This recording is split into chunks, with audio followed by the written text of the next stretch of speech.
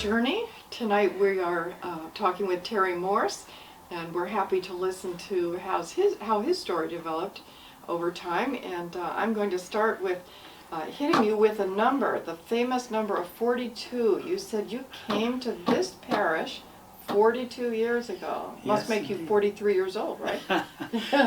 Just about, yeah. Well, I'm intrigued by that. That means you've been involved for a very long time and made choices along the way, and that's sort of curious to me.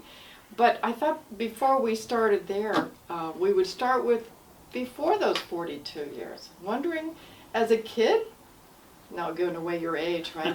As a kid, how did your parents raise you? Were you raised from the cradle forward, or before that time you came here? Can you tell us that? Sure, yeah. I am a cradle Catholic, born into a very Catholic family. Emphasis on very. Very. Okay. Well, my father's brother was a priest, a Maryknoll priest, and my sister is a nun. So I am the second youngest of 7 children, and we were all raised Catholic. My parents are very, very religious, very Catholic. I remember kneeling around my parents' bed every night saying the rosary. No kidding. And of course, back then, it was something we had to do, but, it was fine, and, I came to appreciate it, and it's actually something that has stuck with me my entire life. And, I say the rosary quite frequently now, just because it has real meaning for me. So, yeah, all my years growing up, went to Catholic grade school, went to Catholic high school, and then not Catholic college, but it was enough to keep me, true to my faith, pretty much. I never fell away from my faith. I never went through one of those periods where I wasn't going to Mass, or was questioning my faith. I had questions, that would come up, but not enough to really challenge or shake my faith. That was actually going to be one of my questions. Did you ever fall away? I mean, it's quite common for people to have that period of questioning. And I think it's important for everybody to question. It's okay. I think one of the sermons recently has been it's okay to have doubts and to pursue them. Well, then when you got past high school and into college, how did you practice your faith? How was it for you then? Well, all the years growing up, really, and through high school and college, it was primarily personal prayer life and then going to Mass on Sundays. I really did not get into helping out at the church, teaching religion, or doing any of the things, that one might do growing up and into my young adult years. I guess I was busy on other things. There were other things that were of greater interest and, that I was pursuing. So it was primarily, basically just, the personal prayer life and the occasional rosary and going to Sunday Mass. I'm interested in the personal prayer life here, not that you divulge anything, but that it became important to you. I think that's something that I've observed coming into the Catholic Church has been unique, or maybe uniquely absent. From a Protestant perspective, personal prayers, extemporaneous praying and all of that being something more Protestant than Catholic. Do you have any comment on that, or is that a surprise to you to hear that?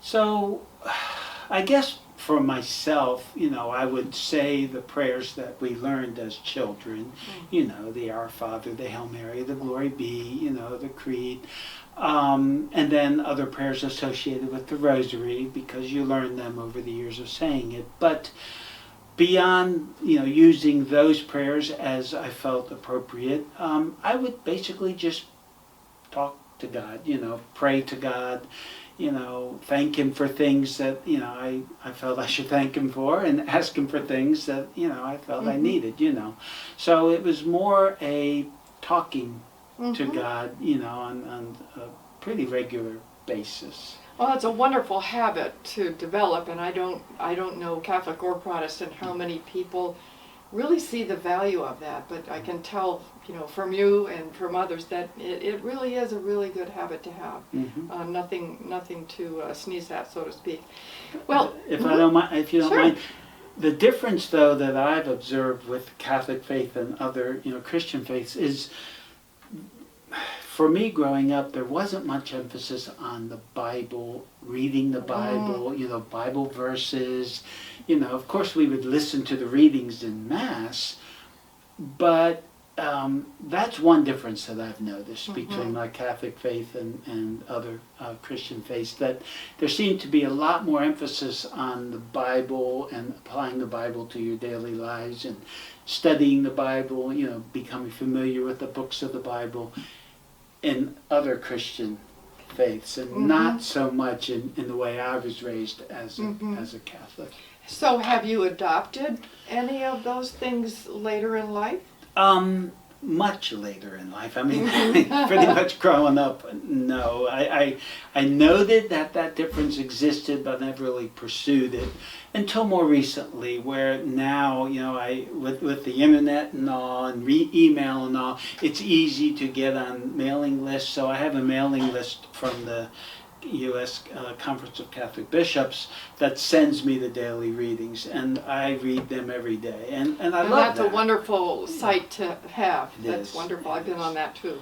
Yeah, and so through that I've been able to really, read, snippets of the Bible more faithfully. And how has that been meaningful? How does it change your day or your outlook on your life?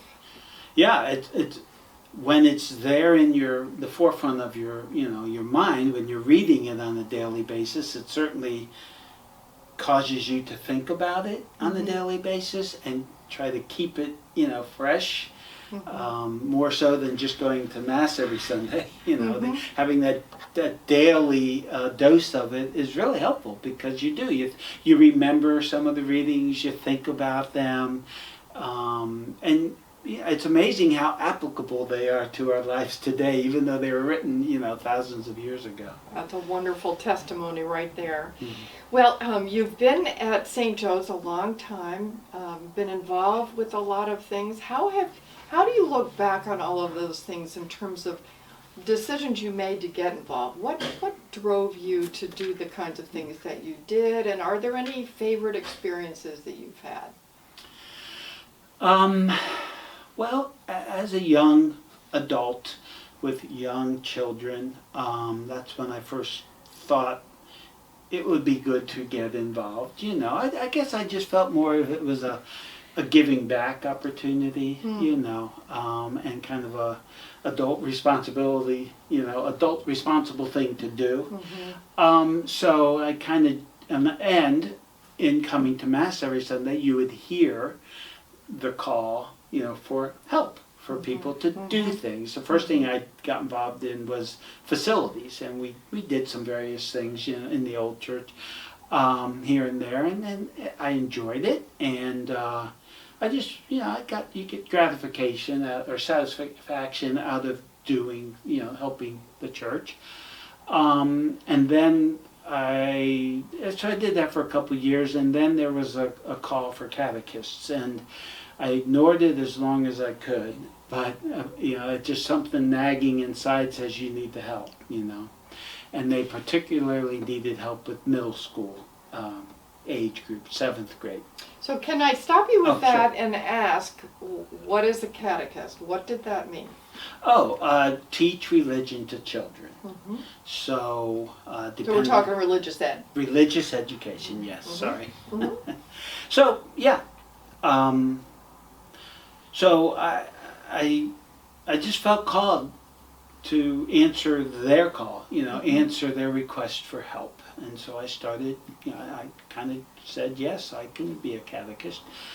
My kids were much younger at the time, but I still wanted to help out. So I stepped in and said, sure, where do you want me? And they said, how about 7th grade? I said, fine, not knowing what I was getting into. But it was great. I mean, I was young enough where I could, manage the kids, and it was fine. And it was great. We had many, many great years. So you asked what were some of the things that really stayed with me. That was one. I loved all the years of teaching 7th grade religious ed. It was the life of Jesus.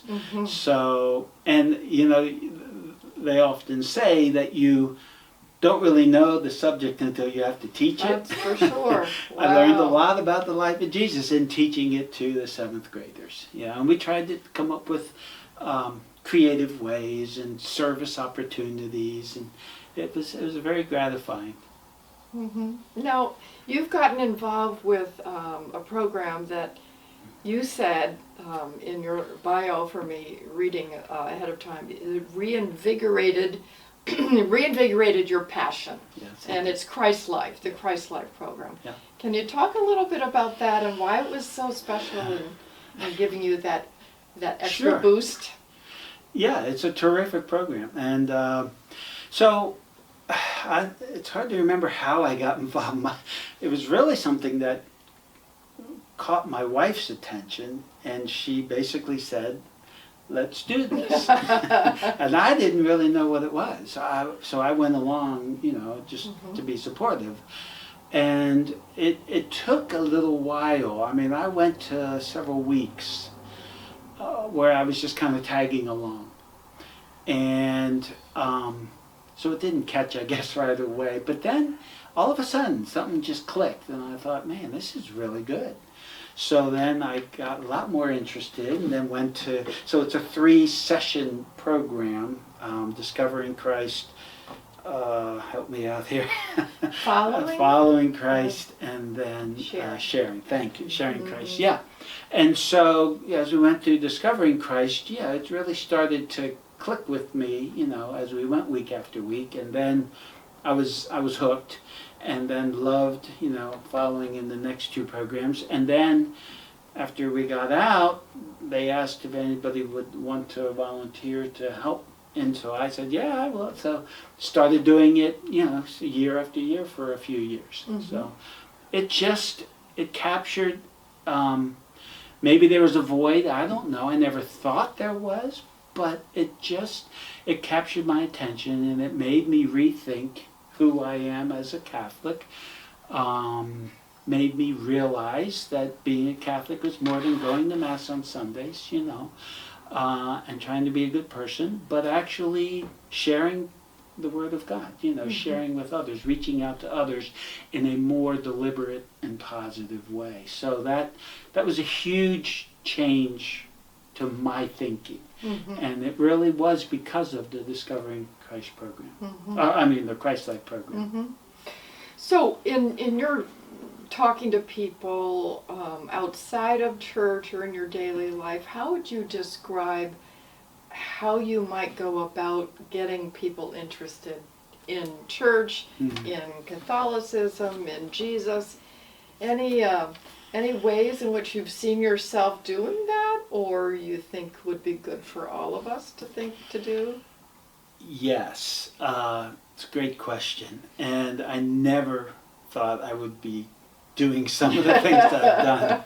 Just to give a couple examples, at work, there were opportunities, occasions where someone would come to me and say that, they were dealing with a problem with their wife or their daughter or something, and we actually talked about it, and I asked the person, would you like to pray about it, and we would, and invariably they say yes.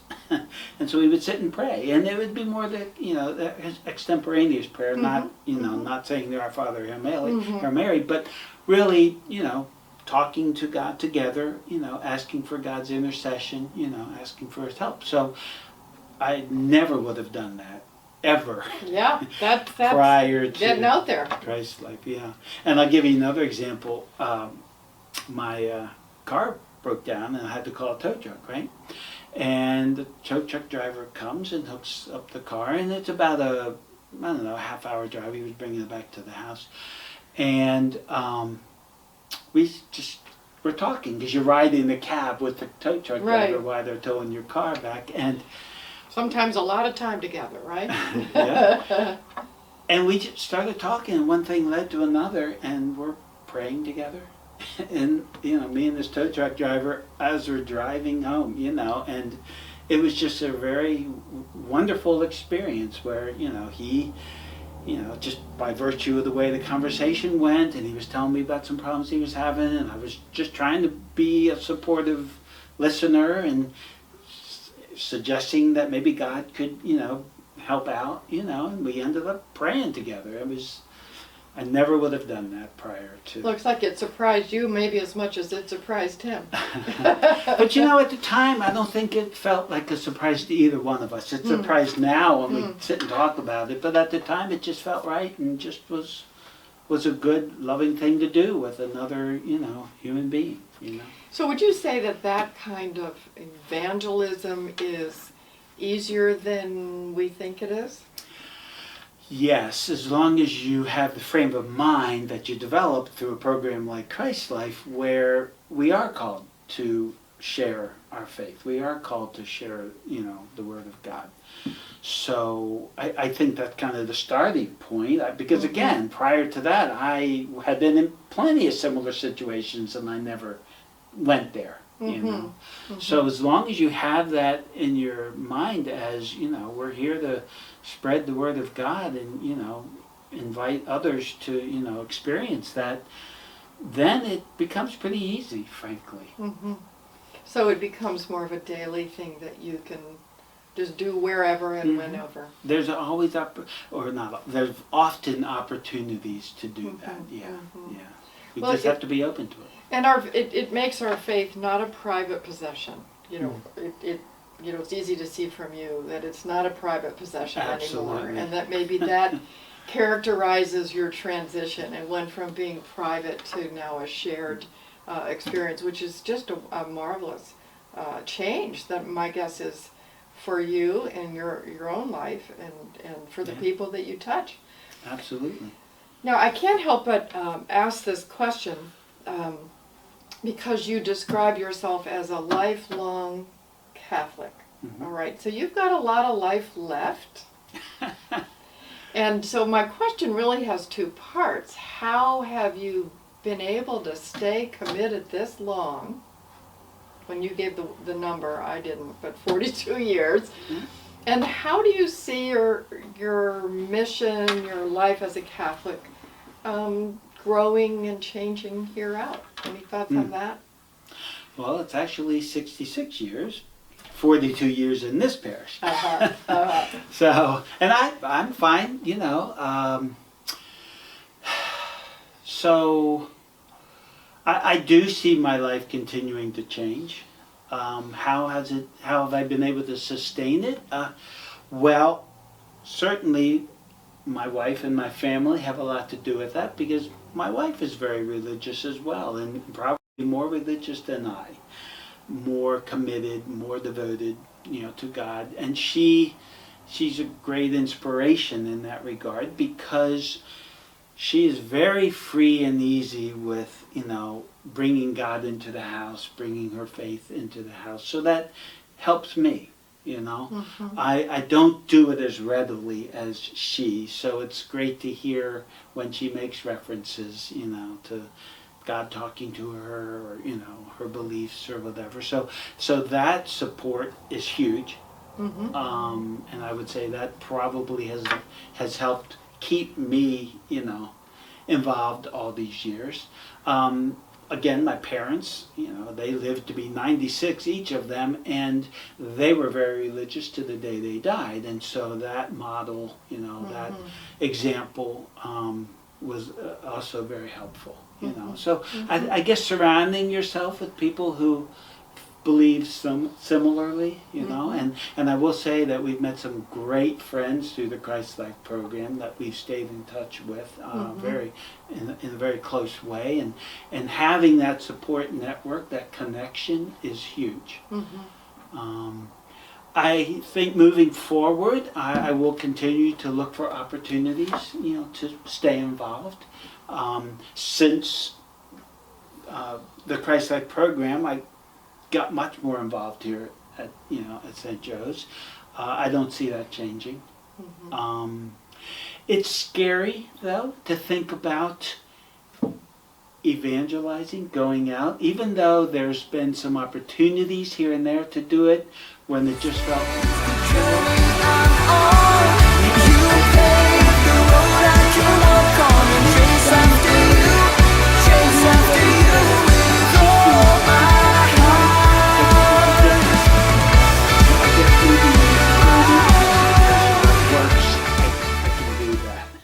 If I'm told by God or whatever, to go and, find people and evangelize them, that's much more intimidating for me and, scary.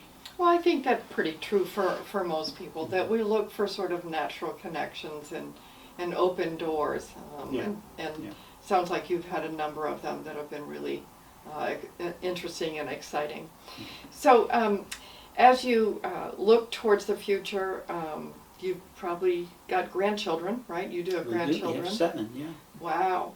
So what advice would you give to parents as you hope to instill in them a passion for bringing their children up in the church and in the faith?